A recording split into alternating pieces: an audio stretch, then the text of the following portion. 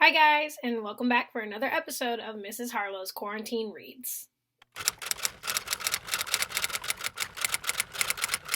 Today's quarantine read is The Last Sun by Katie Edwards. This is the first novel in the Tarot sequence, and it is an urban fantasy, which means it's a fantasy novel that takes place in a real-world setting. Now, that being said, this is very loosely urban fantasy. It's set in a city called New Atlantis, because old Atlantis was real, and the Atlanteans got in a war with humans, and their city was destroyed. So that kind of explains the legend of Atlantis. They got in a war, Atlantis is destroyed, and at the end of that war, the Atlanteans were granted the Nantucket region of the East Coast to build their new metropolis, now known as New Atlantis. So that's the city where it takes place, and it's a cool place, and there's a ton of magic, and there's a lot of magical creatures. The rules don't make a ton of sense to me. I didn't understand what the limits of the magic were. I didn't understand who can use magic and who can't.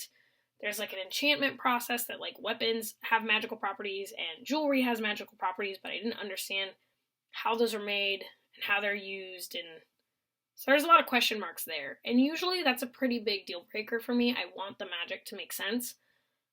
But I loved the characters so much, and I loved how much the characters loved each other so much, and all these hilarious, very sarcastic, and bantery interactions between the characters really kept me engaged and kept me reading, even though I was a little frustrated with the magic. There's also a really great mystery. I wanted to know where this missing person is and why they're missing, and then when you finally find them, I also loved him. So I was very engaged with the general plot and the characters. The setting and the magic were less engaging for me and kind of confusing. But basically, everything is based on the Arcana, which is the tarot deck. The government is called the Arcana, and every house in the Arcana is named for a different card in the deck. Our main character, Rune St. John, is the Sun Court. He's the last member of the Sun Court because it was destroyed when he was 15. So he's in kind of a black sheep. He's a pariah. No one in the Arcana cares about him or gives him any thought. So he has no power. Kind of just lives on the edges of their nobility. And needs to pay rent, so he does odd jobs for the Arcana that usually involve finding someone or something. And that's how we get into this story. An heir to a different house is missing, and Rune and his bodyguard are hired to find this person. Along the way, they uncover a pretty big political plot and experience all kind of cool magic showdowns.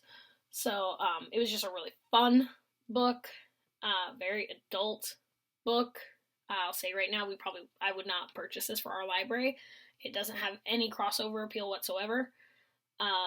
There's nothing in it that would make me go, yes, a 16-year-old should have this. This is perfect. It has a ton of language, and it also deals with a lot of very rough kind of trauma and dark events. So it's adult.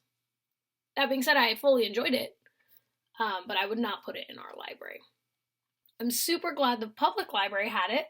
I'm glad to have finally gotten the chance to read this book. It's been on my radar for well over a year. But I'm bummed because the public library is not open, so I can't get the sequel, which means I'm probably going to have to buy it. Oh no, more books. But yeah, this was fun. I enjoyed it. I'm a sucker for urban fantasy. It's my favorite subgenre of fantasy. I read a lot of it. Actually, the next video I'm making is another, technically, urban fantasy. And so, that's all I have for you guys today. Let me know what you're reading. Talk to me. Are you out there? Are you alive? Alright, that's enough. I'll see you guys next time for another episode of Miss Harlow's Quarantine Reads.